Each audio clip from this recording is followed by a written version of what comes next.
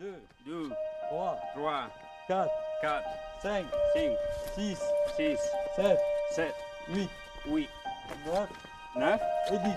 et 10. Allez, répète tout seul. Oh.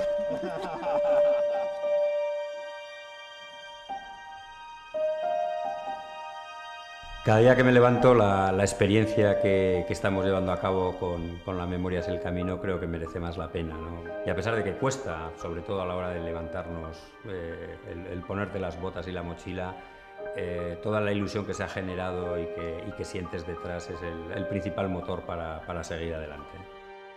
La Memoria es el Camino es un proyecto, es un experimento, es una iniciativa extraña por su naturaleza y por su concepción de tener a una persona andando desde Finisterre hasta Jerusalén, pero a la vez es un proyecto que tiene un componente social, una dimensión social tremenda.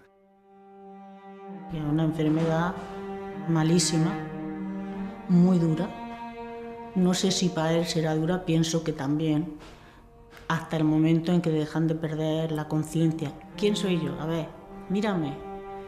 Y es muy duro de ver que no te reconoce.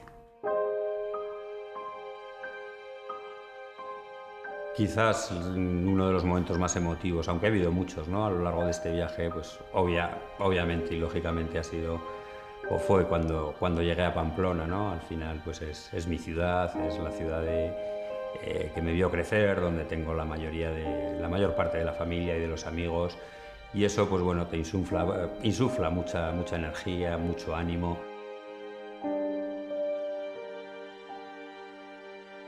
Necesitamos una política de Estado porque los grandes países, como Estados Unidos, como acabo de decir, Francia, están implementando políticas conjuntas globales para abordar una pandemia. Que se tome de una vez por todas el Alzheimer en serio, y sin todas estas historias humanas que nos cuentan fundamentalmente los cuidadores, todo esto no sería posible.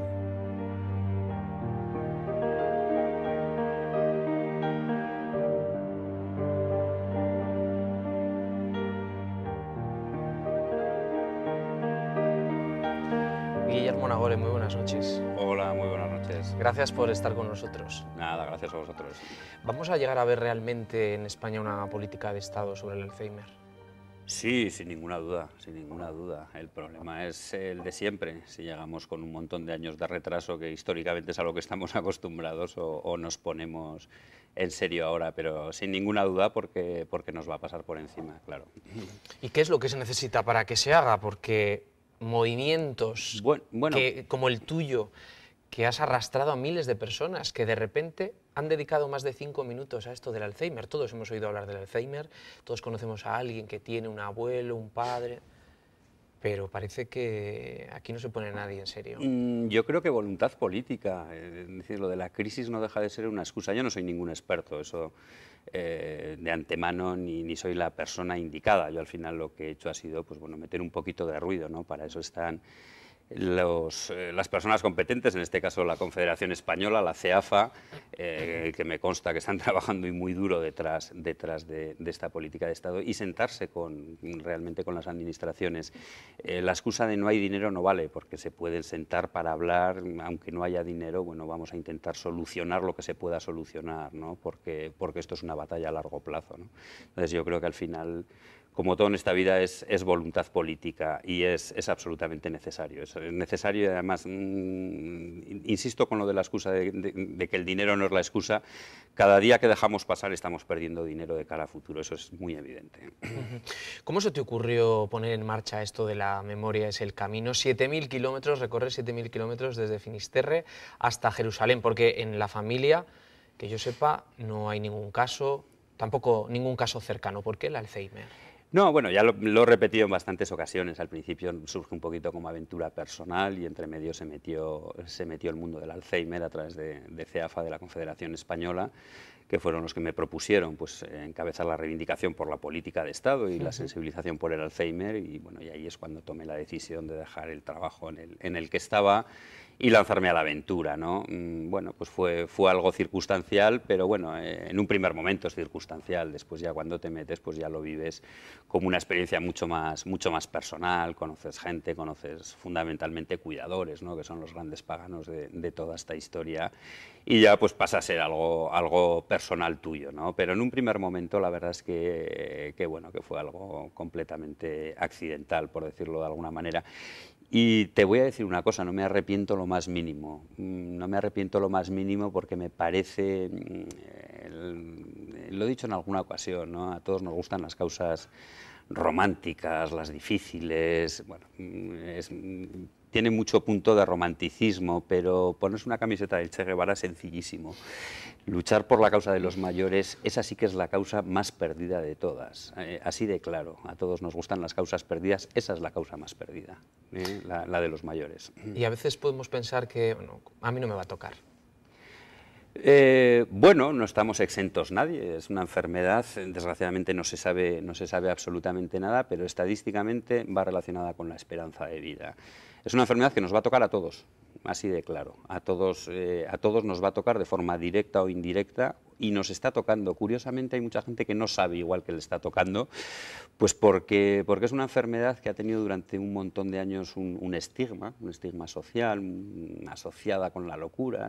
Bueno, sí, realmente es una enfermedad que afecta a la mente y que ha tenido un estigma ciertamente asociada con la locura, y realmente tenemos casos cercanos que no conocemos, ¿no? O casos del compañero, fundamentalmente la compañera, porque en este caso el peso suelen llevarlo todo las mujeres, que dejan de trabajar porque dejan de trabajar, ¿no? Y realmente lo que van es a cuidar a sus padres enfermos, ¿no? Entonces, a su padre o a su madre. Yo creo que estadísticamente, con los datos que tenemos ahora, en cuestión de 10-15 años, a todos nos va a tocar de forma más directa de lo que pensamos. De todos los países que recorriste, ¿qué sensación te dejaron?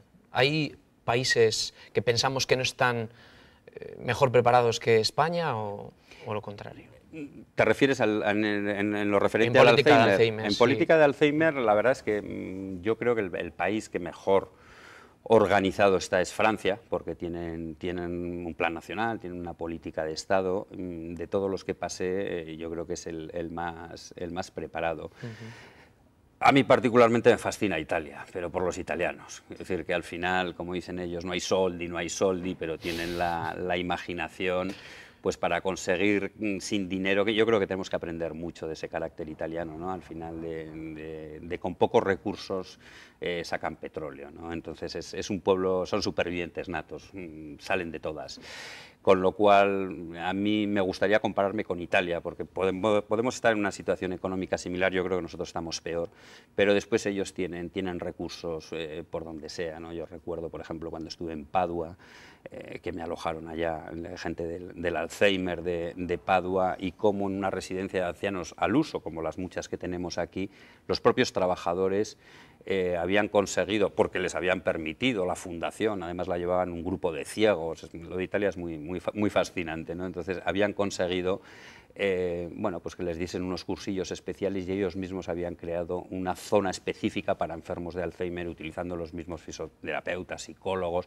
Bueno, pues todos los trabajadores evidentemente no tenían dinero para montar un centro específico, pero lo habían montado pues ellos autoformándose y tal, ¿no? Eso es muy italiano, y la verdad es que merece la pena conocerlo. El resto de los países por los que transité, pues la verdad es que el Alzheimer pues están en las catacumbas. En todos los países balcánicos, bueno, no nos tenemos que olvidar que hace 15 años pues estaban como estaban, ¿no? En plena guerra y con unas matanzas increíbles, con lo cual el mundo del Alzheimer pues todavía está en esa fase que teníamos nosotros hace 20 años de que todavía pues tiene que salir del armario, ¿no? Por decirlo de alguna manera.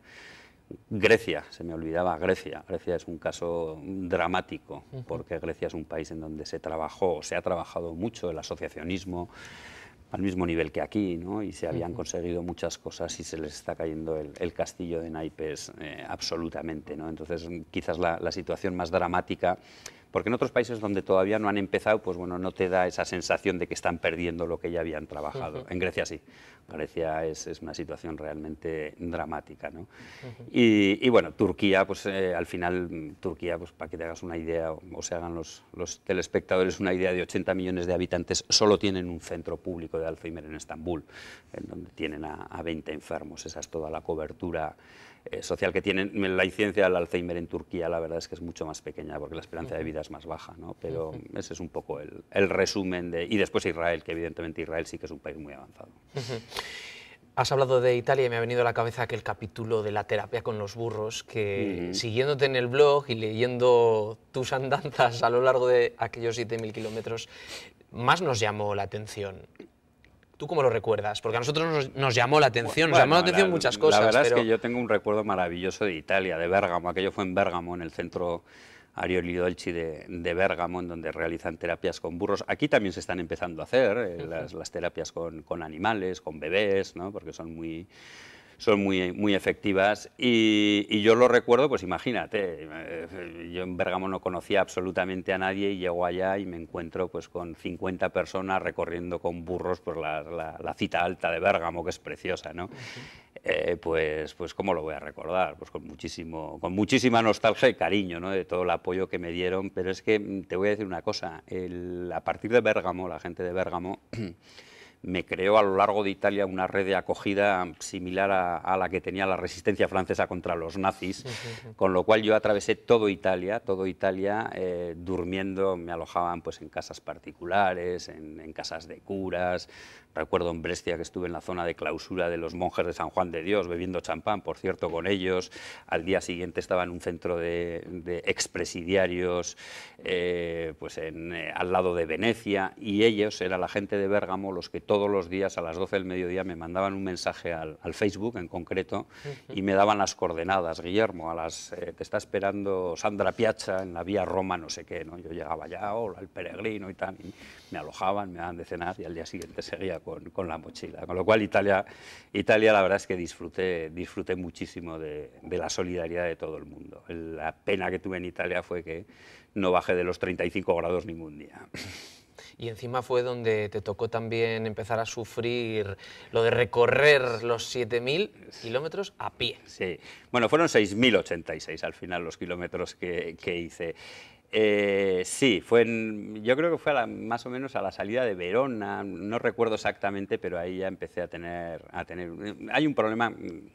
Italia es un país muy divertido, ¿no? Pero, por ejemplo, no tienen arcenes, prácticamente no tienen arcenes. Italia es un país pensado para los automovilistas, con lo cual yo hice camino de Santiago en lo que era España, lo que era Francia, y una parte muy pequeñita de Italia, que era la vía francígena. Y a partir de ahí cogí carreteras sin arcenes, con lo cual había unos arcenes inclinados, y yo creo que eso fue lo que me empezó a pasar factura. Y a partir de Verona ya empecé a tener problemas en un dedo del pie, que fue al final lo que me hizo pues la imposibilidad de seguir andando bastantes kilómetros más adelante, ¿no? Pero empecé allá a la salida de Verona. Sí. ¿Contaste en su momento con que eso también te podía pasar? O bueno, dices, oye, ya, sí, si me pasa ya tengo alternativas. Sí, sí que pensaba, lo que no pensaba nunca ni por asomo, que iba a ser el meñique de un pie. O sea, yo pensaba que iba a tener más problemas con la espalda, porque la tengo más delicada, o bueno, pues cualquier tendinitis, pero la verdad es que lo que me decía la gente, ¿no? El meñique de los pies sirven para pegarte con la pata de la cama, no sirven para otra cosa. Entonces no sabía ni que existían, pero después te das cuenta de la capacidad que tienen para destrozarte toda la pierna, ¿no? Y el problema no es tanto el dolor del dedo, las infecciones, que tuve varias, ¿no? Porque el dedo se metía debajo del dedo de al lado, sino que al final lo que haces es torcer la postura, el gesto, con lo cual vas caminando mal, ¿no? Vas pisando mal. Y ten en cuenta que hice casi 1.300 kilómetros andando con ese dedo así, ¿no? Con lo cual, pues eso al final me pasó factura, claro. ¿Y el pasaporte? Pasaporte, esa también fue otra historia en donde eres consciente realmente de la fuerza de las redes sociales, ¿no? De todo lo que genera alrededor. El pasaporte o lo perdí o me lo robaron, no lo sé, en la frontera entre Grecia y Turquía. Los griegos y los turcos llevan enfadados 15 siglos y bueno, es una frontera que la pasé a pie y la verdad es un poco complicada a través del río Ebran. pasando un montón de controles. Yo obviamente pasé con el pasaporte porque si no, no hubiese pasado. Y ya llegué a un descampado y justo ahí había un taxista un poco pirata y tal, bueno, que me llevaba al pueblo de al lado, ¿no? Entonces, bueno, pues cuando llegué al pueblo pues no tenía el pasaporte, no sé si lo perdí en el camino entre que enseñaba a los soldados el pasaporte porque tuve que pasar 4 o 5 controles, en el taxi no lo sé, ¿no? Y entonces, bueno, pues ahí perdí el pasaporte. Y bueno, pues me fui a Estambul de ahí y en Estambul, pues en el consulado, pues para pedir un pasaporte nuevo. El problema es que yo después acababa en Israel. En Israel tienes, claro, lo que te pueden dar es un pasaporte provisional, que no es de estos nuevos digitales y tal. Y en Israel no entras con un pasaporte así, tienes que entrar con un pasaporte en condiciones, ¿no? Con lo cual, bueno, pues para pedir un pasaporte en condiciones, por valija diplomática pues tardaba casi un mes, una cosa así, y ya había quedado yo con gente que venía, gente del Alzheimer, que venía desde España en Tel Aviv, que ya habían cogido los vuelos, los viajes, y era cuando no iban dando, porque yo paré en Sarajevo, con lo cual, claro, el no poder estar en esa fecha en Tel Aviv pues ya estaba perjudicando a muchísima gente, ¿no? Y bueno, pues yo es que no sé exactamente qué solté en las redes sociales, pero así como una especie como de reproche a las autoridades, y hay que decir que el cónsul español en Turquía y toda la gente del consulado se portó extraordinariamente conmigo. Pero bueno, alguna medio barbaridad solté en las redes sociales, no recuerdo exactamente cuál, y me fui a dormir, porque la verdad es que ya estaba pensando a ver cómo hago, igual tengo que volver a España en un avión, hacerme el pasaporte, volver otra vez a Estambul, bueno, era bastante... Y se montó un pollo, con perdón, espectacular en las redes sociales y bueno, y se empezó a mover todo el mundo, los diputados, recuerdo a Santiago Cervera, a Juan Moscoso, que me llamó allá mismo, no sé cómo me localizó la pensión, que estaba en Estambul, Uxue Barcos, la delegada del gobierno, Carmen Alba, el gobierno vasco también se pusieron en contacto, empezaron a mover todo. Y al día siguiente me llamaron del consulado y bueno, para solucionarme la papeleta. Recuerdo que subí arriba donde estaba el cónsul a darle las gracias y me dijo algo así como: menudo pollo has montado, Guillermo. Aunque me reconoció el cónsul que se lo habían pasado bien, porque se tiraron 24 horas recibiendo llamadas de todo el mundo y al final lo solucionó pues de la mejor manera posible, que era... habló con el cónsul israelí, que por cierto era sefardita, me contó que tenía mucha amistad con él porque hablaban en castellano, y me dio un visado el gobierno israelí, que te dé el gobierno israelí un visado bueno, es que solo se lo dan al hijo de Abraham, vamos, o sea que es algo bastante complicado y entré sin ningún problema a Israel. De todas las historias que conociste a lo largo de esos 6.086 kilómetros, ¿cuál fue la que más te marcó? Porque hemos leído muchas. Yo he leído una concretamente de un asturiano que hizo de todo hasta... Sí, bueno, yo creo que la historia más entrañable, ¿no? Relacionada con el mundo del Alzheimer fue la del hombre este asturiano, ¿no? Que con 75 años bueno, pues se fue a un gimnasio a hacer musculación, al lado de todos los chavales de 20 años para ponerse cachas, ¿no? Pues a hacer pesas, ¿no? Y claro, le preguntaron, pues, ¿usted qué hace aquí haciendo pesas, ¿no? Y entonces él le respondió, pues bueno, que había ido, que se había apuntado al gimnasio pues para cuidar a Isabel. Isabel era su mujer, que estaba ya en una fase terminal de Alzheimer, y bueno, evidentemente para cuidar a una persona que está inerte en la cama, pues bueno, pues hace falta ya fuerza, y con 75 años obviamente pierdes fuerza, ya que el hombre pues iba todas las mañanas al gimnasio pues a mantenerse en forma para poder levantar a su mujer, para poder asearla y tal. Estuvo yendo 5 años y un buen día dejó de ir, y era porque su mujer había muerto, ¿no? Entonces, bueno, yo creo que fue la historia más, no sé, hubo muchas, ¿no? Pero yo creo que esa es la que más llega. Me impresionó también una historia no relacionada con el Alzheimer, pero sí con la vida en general, que viví en Sarajevo, ¿no? Con Mohamed, un musulmán absolutamente pelirrojo que podía pasar por irlandés, y como me contaba las historias del cerco de Sarajevo, de los 4 años que estuvieron sitiados, un sitio medieval, ¿no? Con los francotiradores serbo-bosnios disparándoles desde las colinas.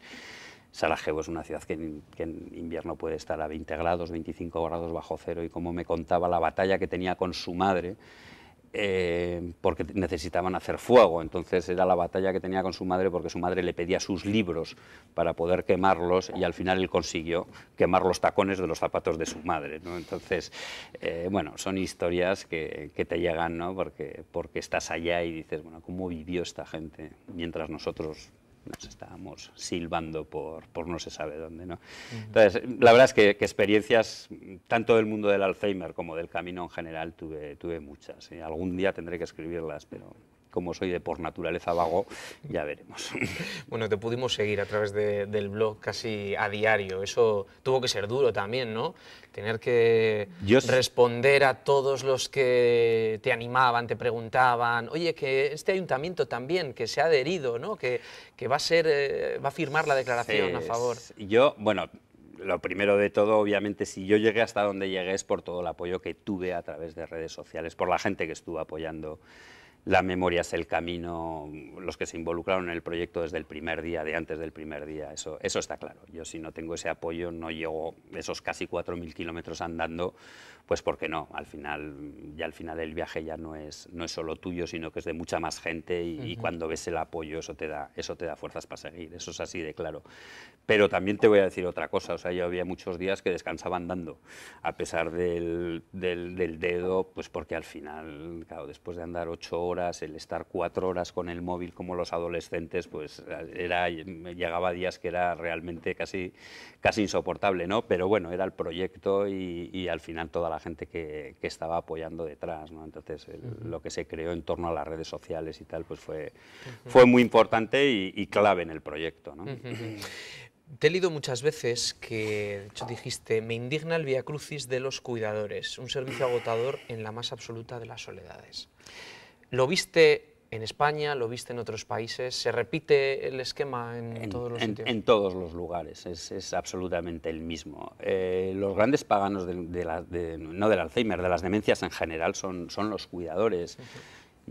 Yo no sé si lo he llegado a escribir o si lo he dicho, pero es que yo creo que debería ser obligatorio ir una mañana a un centro específico de Alzheimer para ver lo que supone eso de agotamiento, de estrés. Una guardería es un sitio muchísimo más tranquilo que lo que puede suponer esto. Esto, si lo trasladamos a un domicilio, significa un servicio de 24 horas al día, sin descanso. Yo, una de las cosas que no lo he contado, no me gusta, pues bueno, porque es uno de los dilemas morales que hay en el mundo del Alzheimer, pero lo voy a contar, que es cuando pasé por Asturias, a una zona rural, bueno, pues para conocer una historia de una mujer, me invitó una pareja de personas mayores a su casa, y tenían a su hermana enferma de Alzheimer, y en un momento me quedé con la hermana de la mujer enferma de Alzheimer, que me quería pues invitar a unas croquetas, bueno, sin más, ¿no? Como era el invitado, pues me quería hacer algo en la cocina, y se puso a cocinar, y para ponerse a cocinar tuvo que coger a su hermana, sentarla en la silla y atarla, ¿no? Entonces, esta es la realidad con la que se encuentra el cuidador de enfermos de Alzheimer día a día. Es un servicio de 24 horas, es un servicio de 24 horas que supone tener que dejar trabajo, relaciones laborales, relaciones personales. Y es que, bueno, al final es un absoluto drama. Hay decenas de miles de matrimonios que se rompen por culpa de demencias o de Alzheimer, ¿no? Entonces, esto hasta el momento, en ese cristianismo, en esa resignación cristiana mal entendida, se ha soportado en los hogares, pero llega un momento que basta ya, ¿no? Entonces, el gran pagano es el cuidador, y bueno, se suele decir que hay cuidadores que mueren antes que los enfermos, ¿no? Entonces, hay que hacer algo, porque eso es lo realmente insostenible de la enfermedad, y va a ser insostenible a lo largo del siglo XXI, ¿no?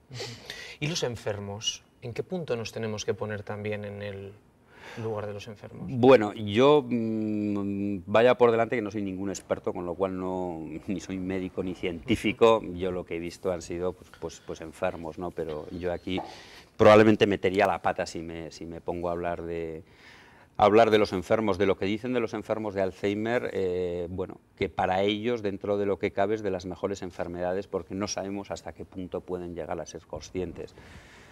No lo sé, ¿no? También hablan de los 5 minutos de lucidez que tienen al día. Yo, una de las cosas que me contaron, en este caso fue en Gap, en Francia, que estuve con una hija de un enfermo de Alzheimer. Su padre era gendarme en París, y bueno, pues después de un montón de de tiempo, que veían que el padre, pues que ya, bueno, que empezaba un poco a flaquear en el tema de la memoria. Fue la hija con el padre al médico, le diagnosticaron Alzheimer y murió pronto, y cuando murió tenía el padre, la hija, abriendo cajones de su padre, abrió un cajón y encontró que su padre durante años y años y años había estado recolectando noticias relacionadas con el Alzheimer. Es decir, que sabía perfectamente que algo le estaba pasando, que le estaba pasando en concreto eso, y entonces este era un señor, un gendarme francés, que había estado durante muchos años recolectando noticias sobre el Alzheimer. Entonces no sé hasta qué punto saben o no saben, no lo sé. No lo sé. En tu blog también encontramos la carta de Alejandro, su madre, tuvo Alzheimer. Me gustaría que recordáramos... Tiene Alzheimer. Me gustaría que recordáramos... Bueno, pues, alguno de los párrafos de lo que supone, ¿no? Porque realmente ponerse en su lugar... Sí, pues esta es una supuesta carta de su madre a él, ¿no? Eso es. Te escribo desde lo más profundo, en la celda del que me tiene recluido el alemán, aprovechando un momento de despiste suyo y lúcido mío. Lo primero que quiero decirte es que os echo de menos. Son muchos años, incomunicada, sin poderos hablar, y aunque pensáis que es como si ya me hubiese ido, aún estoy con vosotros y me entero de muchas cosas. Ya no soy capaz de recordar vuestros rostros, hijo mío, ya no oigo vuestras voces ni reconozco vuestros gestos, pero sí que os siento y os percibo de otra manera más espiritual, incluso más libre. Cuando vienes al centro a estar conmigo, percibo tus pensamientos. Tú no te percatas, pero yo los veo. En ellos veo tu sorpresa y tu gratitud con toda esa gente que se vuelca en todo esto. A través de ti sé de la admiración que sientes por toda la gente del centro que me cuida, especialmente por R, que siempre me da besitos de tu parte. Estoy de acuerdo contigo, hijo mío. A veces no he reconocido la labor tan importante que hacen, para la cual hay que tener una sensibilidad y una fortaleza mental especial. Tengo que despedirme ya. Percibo que se acerca nuevamente el alemán y no quiero que me intercepte y borre lo que tanto esfuerzo me ha costado escribirte. Mi niño, te quiero. Ten siempre presente una cosa, por mí, por ti, por todos. El verdadero fracaso es no intentarlo. Eso nos lo podemos aplicar en muchos momentos de la vida, ¿no? Sí. Bueno, antes comentabas el tema de los enfermos. Bueno, esta carta fue una carta preciosa que escribió Alejandro, un chico de Madrid que tiene a su madre enferma de Alzheimer y que ha sabido mucho el viaje y que tuvo mucha repercusión en radios y... Antes hablábamos de los enfermos. Los enfermos pueden no reconocer, pueden no saber quién eres, pueden perder las cuestiones básicas, pero nunca pierden los sentimientos. Es decir, un enfermo puede no reconocer o puede perder la memoria, pero no los sentimientos, sienten. Eso es muy evidente, con lo cual, pues bueno, el trabajo que hacen, aquí habla también del trabajo de este centro, yo todos los que he conocido, todos los lugares que he conocido, es impresionante el trabajo que hacen los profesionales y estoy de acuerdo que hay que servir, yo no serviría para hacer ese trabajo y bueno, y todo el trabajo lo hacen, pues bueno, pues centra un poco en el sentimiento, ¿no? En la mirada, en tocarte, en todo este tipo de cosas. Las terapias estas de la burroterapia en Bérgamo están pensadas para eso, ¿no? El burro es un animal apacible, tranquilo, van, le acarician. Bueno, al final el enfermo de Alzheimer puede no reconocerte, pero siente, eso está claro, ¿no? Se nos ha terminado el tiempo, Guillermo, pero sé que de aquí coges un vuelo directamente a Croacia porque la memoria del camino va a seguir.